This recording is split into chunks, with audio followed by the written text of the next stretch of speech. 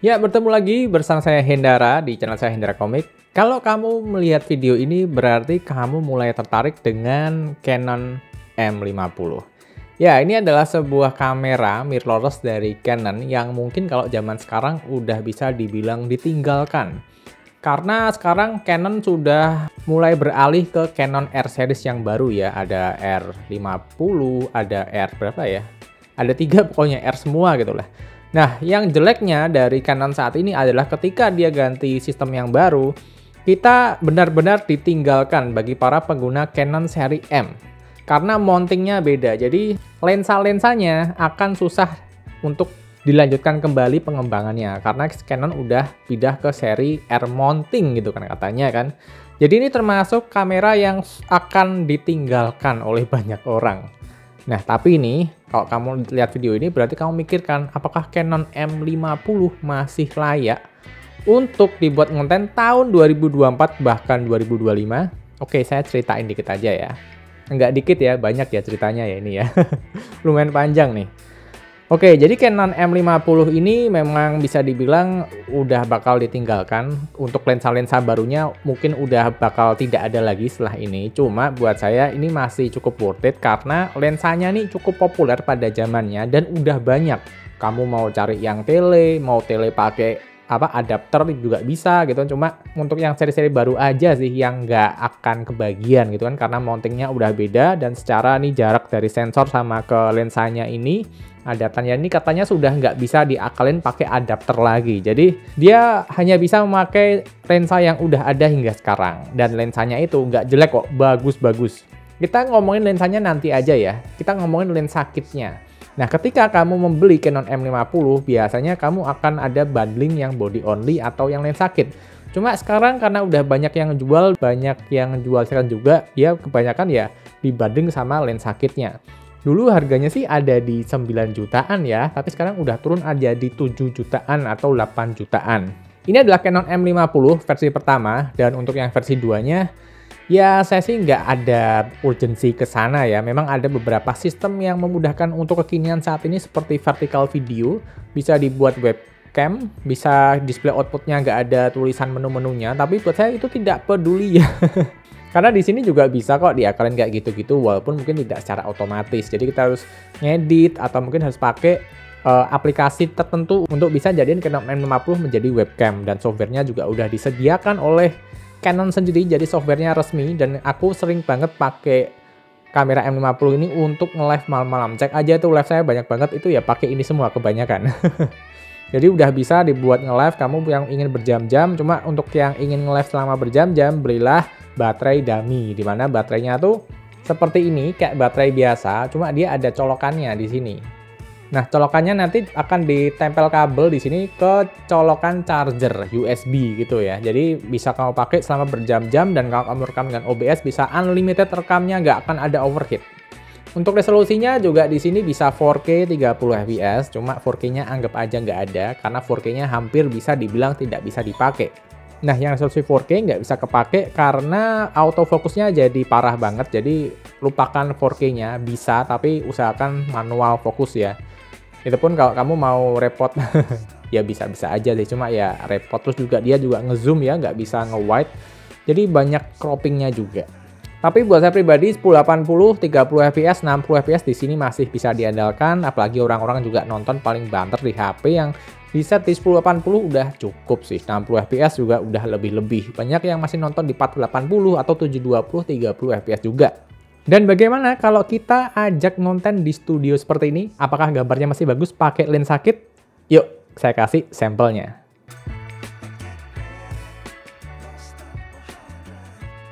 Ya, dan ini adalah hasil dari perekaman Canon M50 pakai lensa kitnya. Canon M50 lensa kit saya set di focal length-nya ada di 20, jadi bukan yang paling lebar dan bukan yang paling jauh.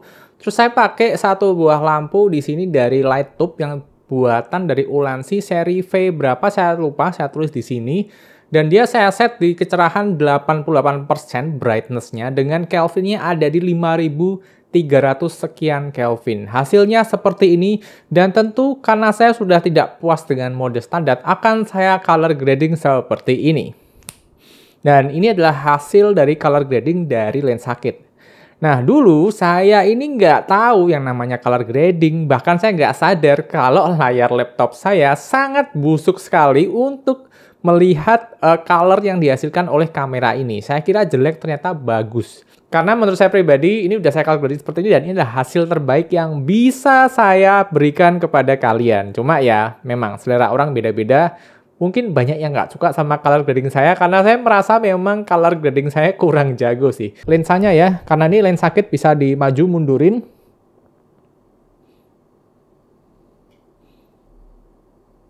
Nah, dimaju mundurin juga bisa loh, enak loh.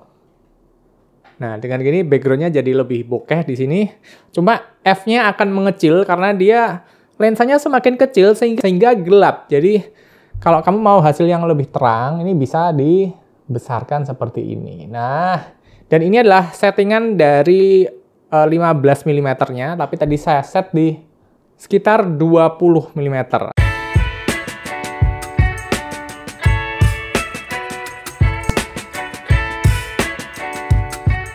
Dan ini adalah rekaman dari Canon M50 kalau pakai lensa kit dan dia disetting di 15 mm ya. Ini jadi kayak paling ultra wide dari lensa ini, lensa kit bawaannya. Seperti ini jaraknya. Ini saya udah menyentuh lensa ya. Ini ke 18. Ini ke 22, 24, 28, 35. Dan mentok ada di 45. Seperti ini hasilnya kalau kamu mau ngonten pakai lensa kit dengan ukuran focal length-nya ada di 45 mm. Dan ini adalah ukuran 45 mm tapi udah saya adjust secara manual ya. Memang kalau kamu punya DSLR mirrorless harus belajar, harus tahu yang namanya manual sih. Kalau kamu nggak tahu yang namanya manual, lumayan impoten rasanya untuk potensi kameranya. Kalau kita set ke 15, F-nya bisa mentok sampai 3,5. Oke gitu. Selain itu, kalau dibuat ngevlog sebetulnya bisa-bisa aja sih kamera ini. Kita gelapkan lagi ISO-nya. Karena ini terlalu, nah ini udah pas buat saya.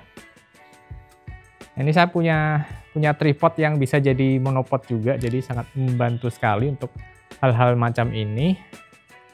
Udah bagus sih ini sih. Nah.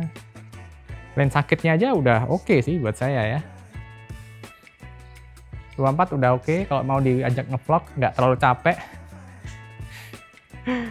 Ya jadi seperti ini, kalau kamu masih memaksa ingin memakai lensa kit, buat saya hasilnya masih bagus. Cuma ya memang untuk kondisi low light-nya kalian harus bisa mengkondisikan ya, harus belajar lah yang namanya lighting gimana, kuatnya seberapa sih. Kalau kamu kondisi yang low light banget ya memang lebih kuat yang tadi sebelumnya ya saya bicarakan ada di Sigma 1.4.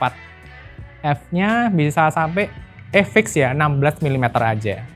Nah, buat saya pribadi, kalau kamu ngonten ya itu nggak melulu tentang kamera kok. Buat saya mau kamu pakai kamera apapun udah cukup bagus, apalagi ini Canon M50 ini udah lebih-lebih sih. Memang yang kamu siapkan untuk ngonten ya pertama ada kayak mic seperti ini. Terus juga ada beberapa lampu seperti yang saya pasang di belakang tadi, warna-warni, sama satu light tube yang memiliki CRI yang bagus dari Ulanzi. Saya sering pakai itu buat head talking seperti ini ya.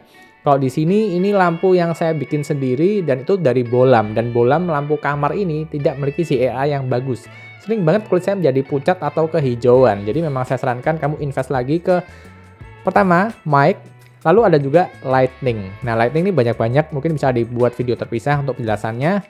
Dan untuk mic juga banyak banget, ada mic dynamic seperti ini, ada mic condenser yang dulu sering saya pakai, dan ada juga mic wireless atau mic bluetooth. Banyak juga, ada yang bisa perekaman internal, ada yang bisa 32-bit float, macam-macam, tapi itu akan saya bahas di next video aja. Nah, buat saya, jika kamu udah punya Canon M50 lensa kitnya dengan beberapa peralatan kayak mic dan lightning yang bagus seperti tadi, itu udah cukup. Kamu udah bisa ngonten, udah nggak malu-maluin lah. Cuma misalkan nih, kamu pengen the new whole level dari Canon M50, kamu upgrade biar lebih jago lagi, kamu bisa invest lagi ke Ini dia. Ini adalah Sigma 16 mm dengan f1.4. Jadi dia wide, lensa yang lebar banget gambarnya, jadi sering saya pakai juga. Dan bokehnya 1.4-nya oke banget.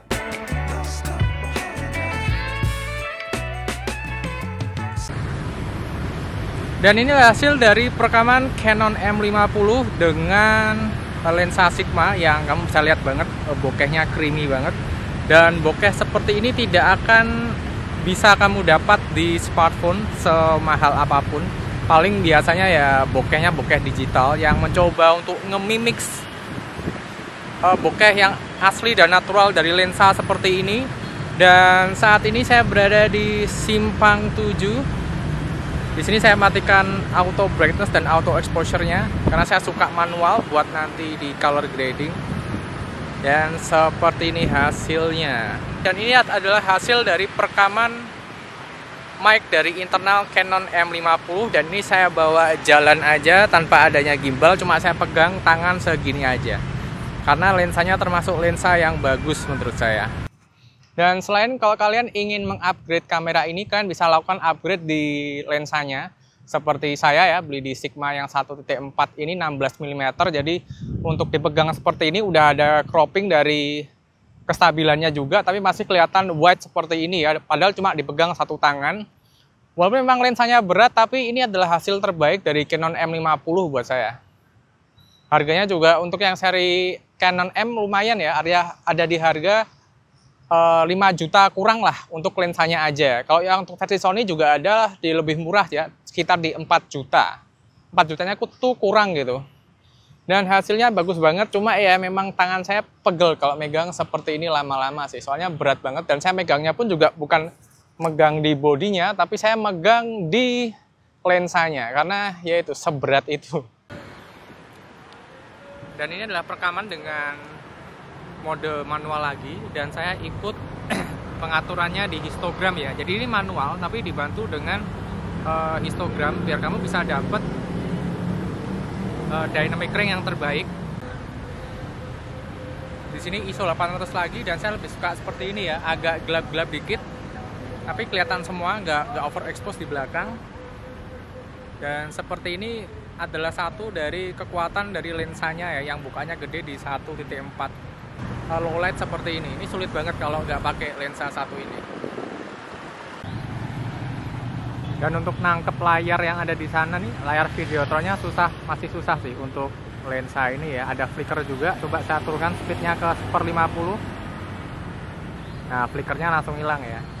Nah, ini kan bagus ya, kalau gini ada ngeblurnya asik gitu loh. Nah, ini bagus nih. Memang buat saya pribadi untuk lensa Sigma ini saya rasa memang ketajamannya kurang sih. Mungkin karena f-nya yang terlalu gede ya di 1.4, cuma keunggulannya kamu bisa nangkep adegan-adegan yang super bokeh, mau yang daylight, dan ketika low light pun juga ini sangat bisa diandalkan karena bukaan lensa yang gede, sehingga tempat yang gelap bisa dihajar pakai lensa satu ini. Dan udah banyak orang kok yang beli lensa Sigma 1.4 16 mm ini, karena dia ada variannya juga di seri Sony yang sering dipakai di seri Sony A6000 atau 6400, dimana cocoknya ya pakai kamera dengan sensor APS-C. Oh iya, saya lupa ya, ini sensor APS-C bukan full frame. Bedanya apa bang sama full frame bang? Wah, untuk bedanya saya kurang tahu, cuma katanya bakal lebih luas, lebih wide lagi. Cuma buat saya pribadi, kalau kamu mau belajar-belajar, ini aja deh. Ini aja kamu pelajari terlebih dahulu. Karena yang perlu kamu gali di Canon M50 ini sebagai kamera utama itu banyak banget jika kamu beneran dari nol. Pertama, kamu harus ngerti yang namanya f, ngerti yang namanya bukaan lensa, ngerti yang namanya speed, ngerti yang namanya ISO. Kamu harus belajari segitiga itu ya. Itu penting banget. Kalau kamu udah bisa itu, kamu akan makin jago pakai kameranya, bisa memaksimalkan potensi dari Canon M50. Kamu punya mic, ini akan sangat membantu banget karena mic itu adalah sesuatu yang penting dalam konten selain gambar. Bahkan banyak orang yang bilang lebih penting mic daripada kamera, karena gambar video yang busuk itu akan lebih bisa ditonton jika mic-nya bagus daripada gambar video yang keren tapi mic-nya busuk. Itu juga invest lighting tadi penting ya, cari yang CRI yang bagus. Dan habis itu kamu juga harus mempelajari color grading. Kata kuncinya misalkan di Adobe Premiere itu ada di Lumetri. Kamu pelajari itu sehingga kalau kamu udah bisa itu semua, kamu akan kelihatan keren di depan kamera dan pasti kalau kamu berniat menghasilkan uang dari video itu akan lebih mudah karena kamu sudah terlihat lebih profesional di dalam video kamu. Hanya dengan memahami hal seperti itu. Ya saya bilang hal seperti itu tapi saya juga belajarnya cukup panjang sih sebetulnya. Terus bisa deh kamu mulai invest kayak ke lensa ini Sigma 16 mm bukan 1.4. Terus juga ada lagi lensanya Canon yang bisa di 15 250 STM, ada yang 15 200. Udah EFM juga, lensa tele itu banyak banget. Jadi ini walaupun kamera lama, kamera yang sistem mountingnya udah mulai tinggalkan, tapi yang disediakan oleh pasar ini udah komplit juga. Jadi kalau ditanya apakah Canon M50 ini bisa dibuat untuk konten di tahun 2024, jawabannya ya bisa banget ya. Seperti yang kamu lihat tadi barusan, hasil videonya juga bagus-bagus kok. Yang penting ya skillmu tadi, dari lighting, dari color grading, dari komposisi gambar. Karena yang penting bukan gearnya ternyata ya, tapi adalah cerita yang mau kamu bawa di dalam video kamu tersebut. Mungkin kalau dibandingkan dengan Sony, apa sih bang kelemahannya gitu ya? Ya paling orang-orang nggak suka karena nggak ada color lock profile-nya. Tapi buat saya pribadi yang hingga sekarang masih kayak levelnya belajar, saya nggak masalah sih mengcolor grading dengan Canon M50 yang sudah bagus banget colornya. Malah buat saya lebih cepat daripada color flat. Mungkin karena saya belum terbiasa, karena saya nggak pernah bersentuhan dengan video dengan lock profile. Cuma kalau kamu merasa ini terasa lebih mahal, kamu bisa mempertimbangkan lagi DJI Osmo Pocket 3 yang saya pakai sekarang ini. Nah, DJI Osmo Pocket 3 ini ya sebetulnya ya oke-oke aja. Cuma kalau dibandingkan dengan Canon, hasilnya lebih bagus Canon. Cuma dibilang jelek juga enggak, jauh dari kata jelek juga DJI Osmo Pocket 3. Apalagi kalau kamu masuk ke mall, tempat keramaian, itu akan lebih aman daripada bawa kamera seperti ini yang bisa berpotensi kamu dicegat sama satpam. Nggak boleh mas, nggak boleh bawa kamera ke sini mas gitu kan. Hasil kurang atau lebihnya Canon M50 seperti yang saya ceritakan barusan, kamu cocok atau enggak silahkan berkomentar di bawah. Kalau ada pertanyaan langsung aja tulis di bawah. Jadi segitu aja videonya. Terima kasih buat teman-teman yang udah mengikuti video ini dari sampai akhir dan sampai bertemu di video berikutnya. Bye bye.